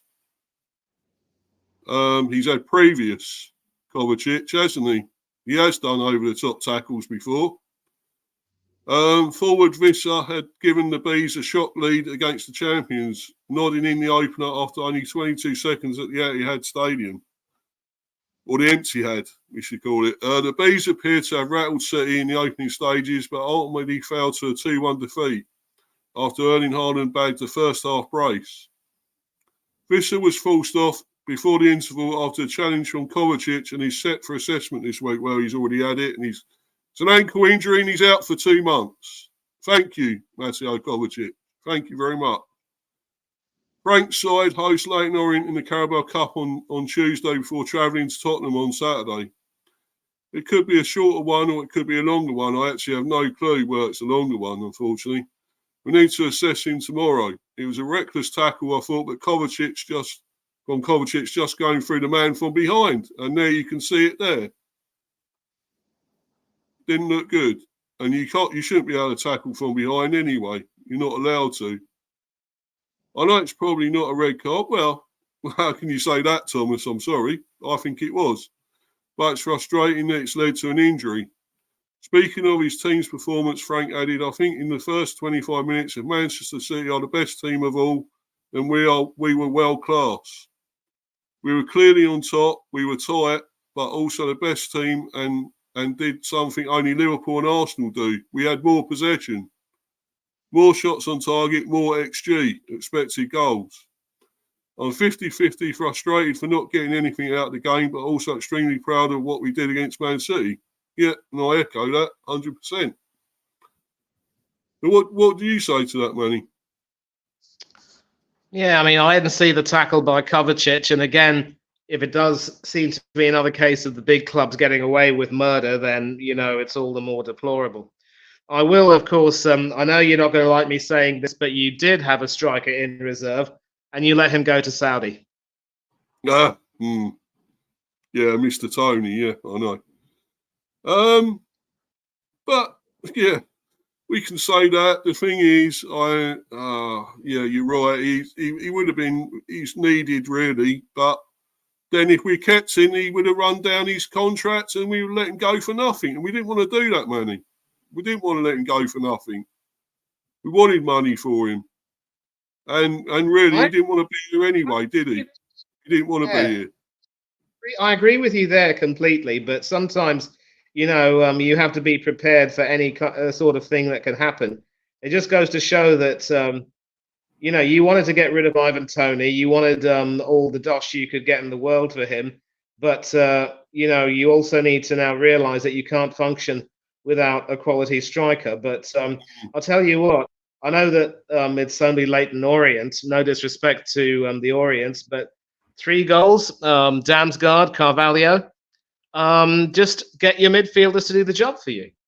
Yeah. And Warren, to me, we don't have any strikers either. We've got attacking midfielders who could play as strikers, as well as about 10,000 other positions at a big push. In fact, we have no strikers, and that sums it all up because, without a proper striker, we've gotten rid of Eddie Nketiah. We still have the German donkey, 65 million down the drain, but more often than not, he fails again and again. And Gabby Jesus, who is certainly not the Messiah, but and Gabby Jesus is not the Messiah, but a very naughty boy at times. And maybe he needs to get off the lemon curry and start having a better diet, maybe. The expression "jack of all trades, master of none" comes to mind in this case. So, yeah, I agree, obviously, that the tackle might have seemed a bit might have been completely out of order, and Kovacic, was allowed to get away with it. And this will be a loss, but how you counter that will be key. And hopefully, your run-in won't feature too many difficult games where you might need him. I mean, you've gotten City out of the way. Who do you have next? What you mean in the Premier? We got Spurs on Saturday. So, not easy, but you would think, well, the way they're going at the moment, could we have a chance, you would say, of possibly getting a result against Spurs? We would have had a better chance if we had Visser, I feel. But, do we still have a good chance? I'm not so sure, but, hopefully the fact that you beat them and whatever, and I don't think they were that great, Spurs, to be honest, maybe we have got a good chance. But, I want to try and get something out of that game. We've got to, we can keep banging on about, we should have got something against City, which we should have done. We had a great performance and we were 1-0 up very early.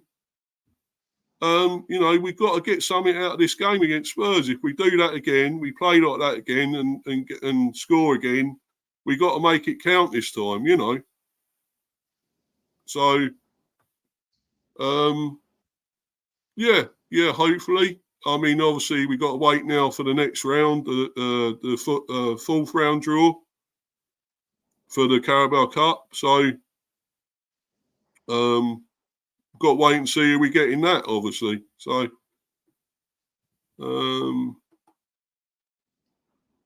but obviously I'll move on. We're going to move on now to obviously the Carabao Cup. There we go, Carabao Cup third round. Reviewing games from last night, reviewing them and previewing the matches being played tonight. There's obviously more games tonight. So, But obviously, we'll only go into a few of the games from last night, the big ones, the big results, and there's this one, which I'll bring up and talk about that. Preston beat Fulham in dramatic shootout, penalty shootout, of course, which is a hell of a game. I saw that penalty shootout. I think it was about 16-15 or something in the end. Incredible shootout that was. And obviously Preston progressing against Premier League Fulham. So try and get to that game here, if I can. Where is it? It's got a lot about Man United here, but they very easy win against Barnsley, 7-0. Would you say they were wasn't really much of a contest, was it, Manny? That one in the end? Nope.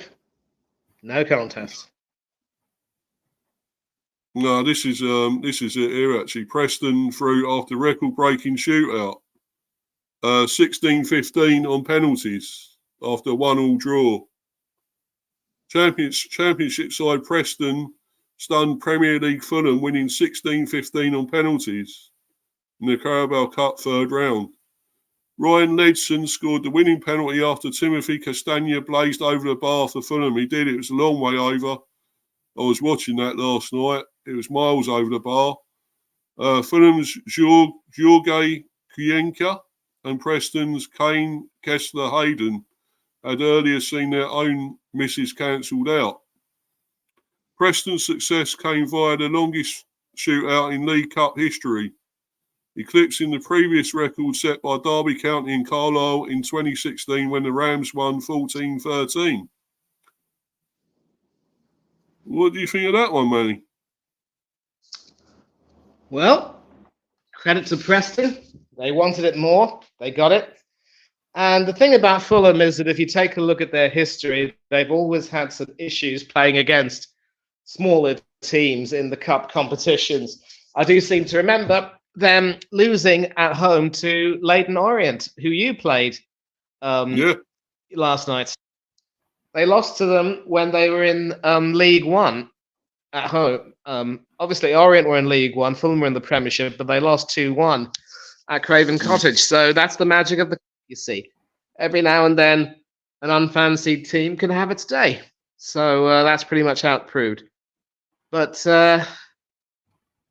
Fulham are going to look back on this one and say that they'd be very disappointed. But I think they're probably going to look back and say they should have taken their chances. Maybe the pressure got to them. Someone like Castagna has played more than a few Premiership games with Leicester, so he should have been able to cope. But, you know, pressure is indiscriminate. It can crack even the best. And that's how it's proved. Yeah. So, yeah, that's great for Preston. We'll see who they get next. They might have us, all we know.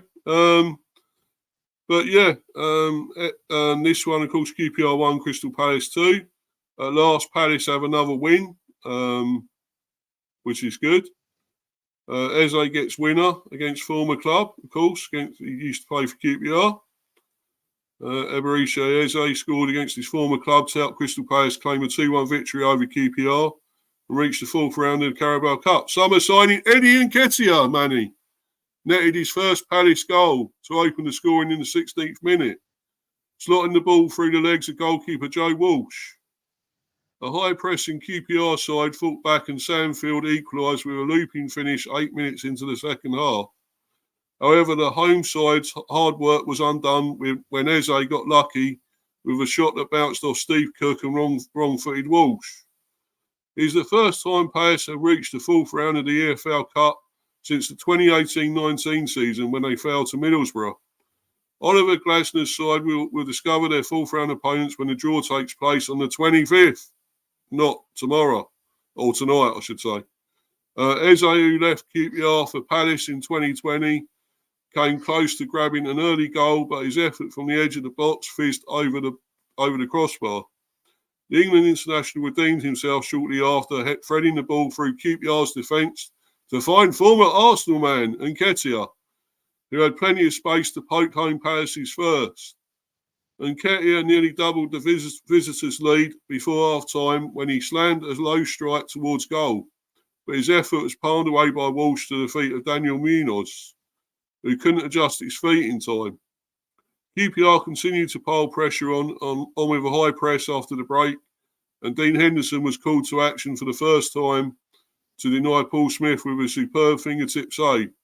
However, the Palace keeper was at fault minutes later when his poor clearance from a corner resulted in Field's left-footed finish.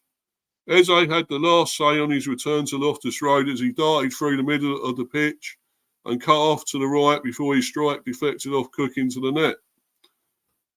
So, what do you make of Nketiah there, Manny? Scoring a goal makes a change, doesn't it?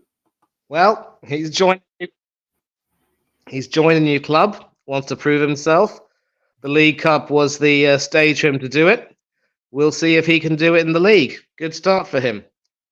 I'm not about to suddenly wax lyrical with him because we all remember that he wasn't even good enough for Leeds United. Had some moments with us, but now if he cracks on, it'll be good for him and it'll be good for Palace. And once again, Dean Henderson is really stealing a living.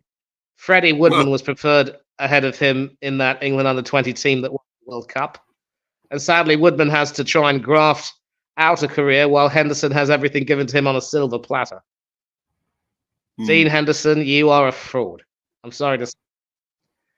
And Eze, how important is he for Crystal Palace's fortunes this coming season? At least Palace is showing signs of recovery, but they're going to need to start winning some more league games. A Carling Cup win will help them get some confidence, though. Not small potatoes. Big shout out as well to my friends from Up the Cherries and all the former Bournemouth playing for QPR. Yeah, Steve Cook, yeah.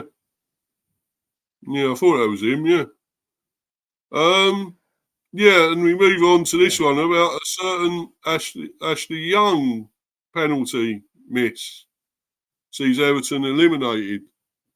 Everton won, Southampton won, and Southampton won 6-5 on penalties. Last Southampton got a win, albeit on penalties, to help them a bit, get a bit of confidence after, losing yet again the other day in the Premier. Goalkeeper Alex McCarthy was the hero in the penalty shootout, saving Ashley Young's penalty in sudden death as Southampton edged past Everton to reach the fourth round of the Carabao Cup.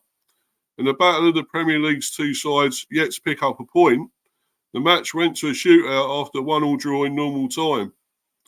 The first 11 efforts all found the back of the net, but Young's strike was saved by McCarthy, leaving the travelling Southampton fans with a joyous long trip back to the South Coast. Captain for the night, Abdoulaye Doucouré, headed in from close range after the Saints defenders failed to clear a corner to give the home side the ideal start. But the visitors levelled soon after with their first real opportunity of the contest as centre-back Taylor Harwood-Bellis rose highest to plant home a thumping header from Charlie Taylor's pinpoint cross. Winger Jesper Lindstrom is still settling in with the Blues after joining on loan from Napoli in the summer and displayed his rustiness by wasting several decent openings. The Dane was twice thwarted when one-on-one with McCarthy, as well as being crowded out when finding himself in a good position inside the box. The contest headed straight to spot kicks, and it was the Saints who held their nerve to progress before celebrating in front of their jubilant supporters. So, good for them, Manny, I think. Bit of confidence for them. Absolutely. And just goes to show, don't even think of playing Aaron Ramsdale in the cup competitions if you want silverware. Yeah, McCarthy done better, didn't he? He only conceded one. What has Aaron Ramsdale done? Oh, how many has he conceded? Oh, yeah.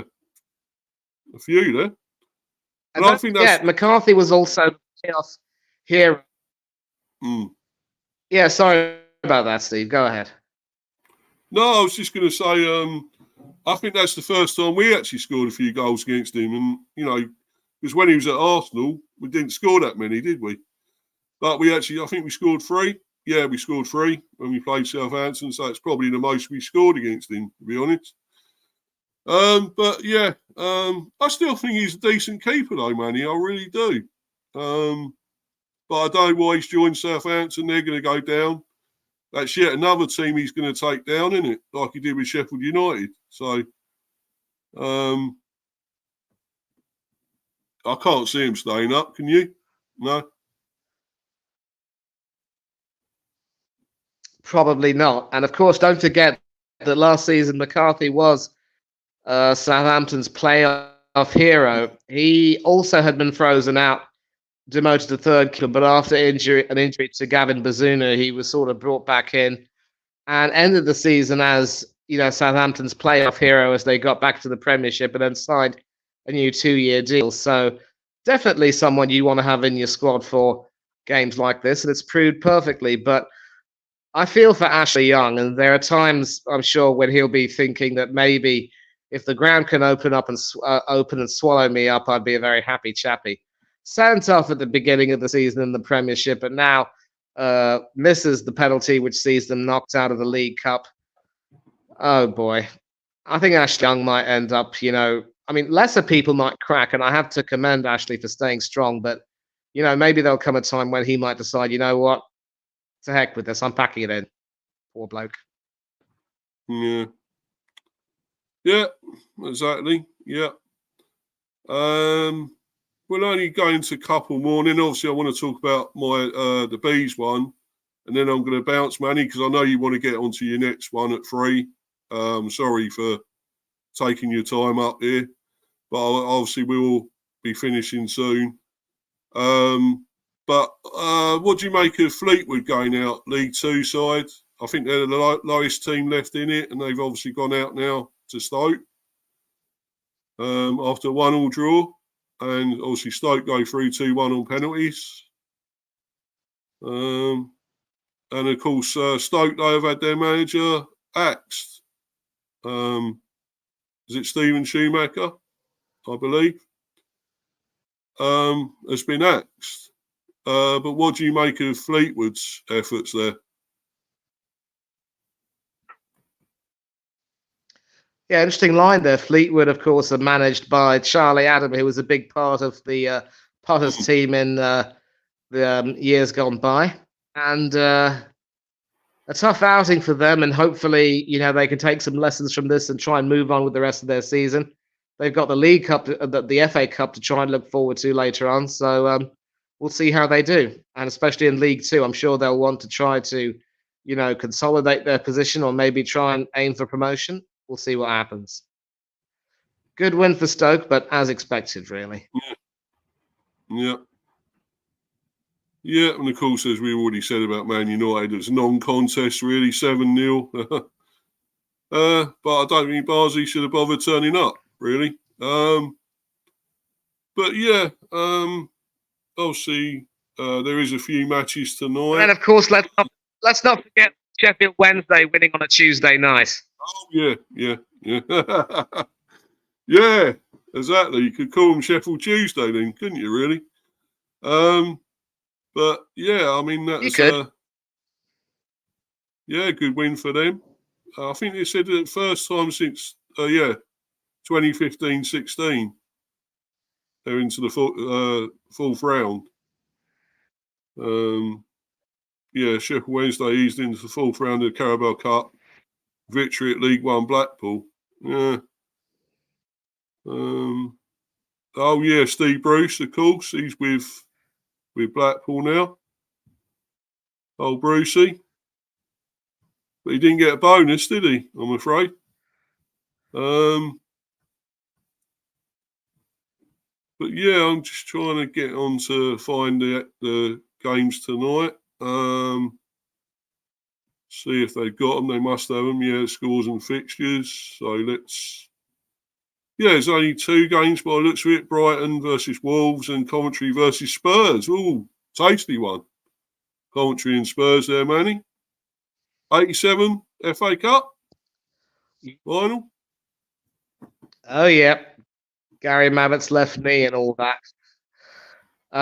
But since then, Mabbott did go on to lift the FA in 1991 and has obviously had to fight even bigger battles since. So I don't think that phases him as much anymore. But should be interesting. And Coventry also last season had that magnificent run to the FA Cup semi-final and could have actually beaten United to make the final and secure European football for themselves. But sadly, football being the cruel git that it is, didn't quite work out. But I think they're going to want to definitely make up for that and see what more they can do and maybe miss out on some things because it leads to something bigger. And as far as Brighton and Wolves are concerned, that is going to be quite tasty. And Wolves also have to play Aston Villa this weekend. Albion are at the top of the are in that top bracket, I think. No, actually they're not. They're not in the top 4, but they're still unbeaten. So this should really be a good clash as well at the Amex. Yeah. Do you want a prediction of what you think might happen? The scores, Brighton and Wolves. Do you give a prediction of the scores there, Manny, and Coventry Spurs? What you think they might finish? Brighton to beat Wolves 2-1. Yeah, Brighton to beat Wolves 2-1, and I think Spurs should also just edge Coventry by the same scoreline. Yeah.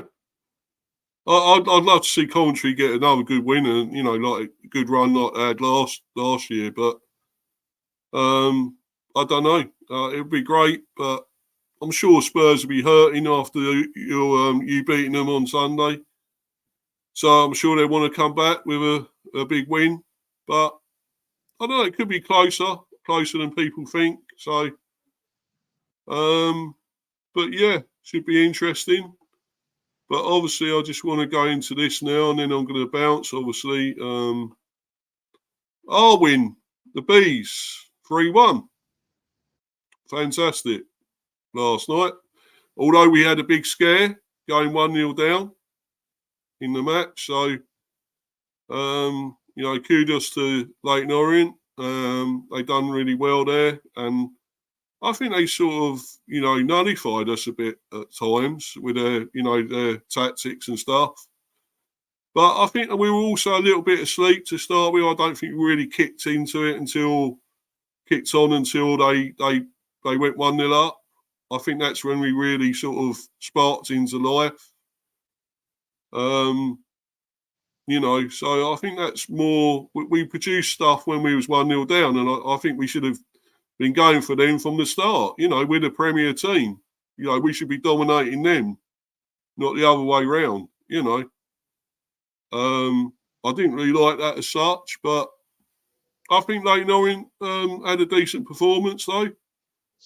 I'll just read this though, Manny, and we quickly go into it before I know you've got to go, but I won't take too long with this. So, Fabio Carvalho marks his first start at GTEC Community Stadium with a goal and 2 assists. In Brentford's 3-1 victory over Leyton Orient, with Johan Visser ruled out for a lengthy spell following his injury against Man City last weekend. Carvalho's attacking verve will be needed in the coming weeks, says playmaker stats Stephen Gillette, or Gillet, rather, I should say.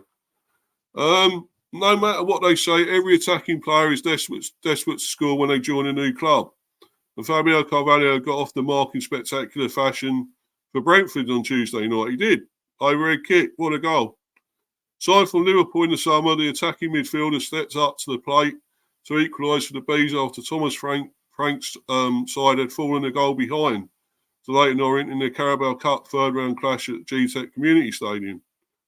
Training to Brandon Cooper's 11th minute goal, Brentford needed a spark and Carvalho provided it. His instinctive acrobatics following O's goalkeeper Josh Keeley's save from Kevin Shardy, stunning the League One visitors and delighting the home fans in attendance. Obviously, got his goal there, but I can't really show that, unfortunately, because I'll probably get copyrighted. I know I've already done it once and got done for it. So it was a special moment which showcased Carvalho's undoubted quality. And the 22-year-old wasn't done yet.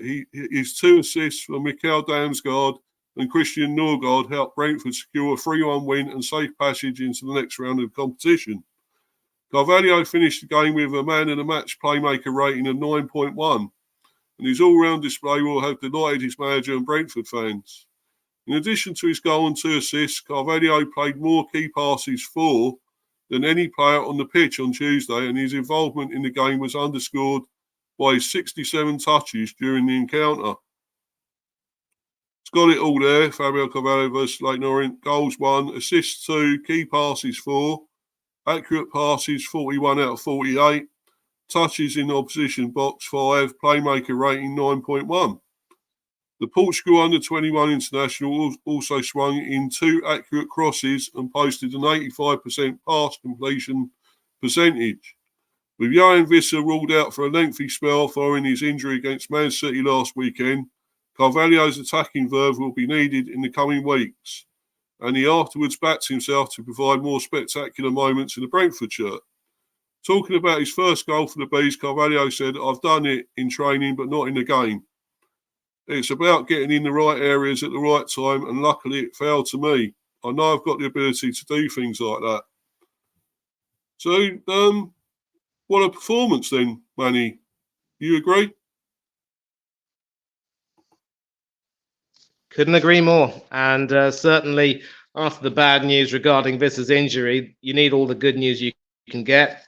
And long may this continue. But again, it's very early days and Carvalho will have more tests. We're going to have to see how well he does. I think this is the best we've seen of him, though, since he's come. Sorry, mate. I was just saying, it's a good beginning, and hopefully that'll continue. But there should be more to come from him, and he is going to have bigger tests. Yeah. Great cross for Damsgaard as well. The second one inside the area. What a cross that was, and he headed it in off the goalie, their goalie. And then, of course, Norgard, who doesn't get many. He actually doesn't get many goals. Neither does Damsgaard, to be honest. But Norgard, you'd think he should do better and get more, but he doesn't. But that was a great strike from the edge of the area, fizzing past the goalie. So I was very impressed. I was happy. Okay, we started not great, and of course went 1-0 down. But, you know, we made our dominance and quality known, our Premiership class, you know, overall, and come back well and got a fairly comfortable win in the end. I would have liked to have seen a 4th or 5th goal, but, you know, it's a slight quibble, moan. But other than that, I thought we were great, Manny. And, you know, we move on to the 4th round. And I'd like to see us have a really good cup run this season. I think we're capable of it, you know. I really do. So let's hope. It's going to depend on who we get next, I suppose. We might get another Premier team. But, you know, we'll take on whoever we got next. We'll go into it and with a lot of confidence, I think. So, but anyway, mate, where can we find you? First of all, Steve, thank you for having me on, and you can find me here on both Mr. Beast channels. Obviously, the Buzz is one where I can make a few more appearances if possible, but you will definitely be seeing me on Mr. B Chats England Cricket, where we talk about all of the big issues pertaining to England cricket, and that is something which I definitely enjoy a great deal. And also do catch me on other channels, Del Boy Gunner TV, Coach's Corner, Oris Talks Football, Up the Cherries in all departments, Huddersfield Town Fan TV, Tony Claude Gunner TV, Danny AOC TV, Rich Sports, Football United. Big up to Rich, who was here, by the way, obviously.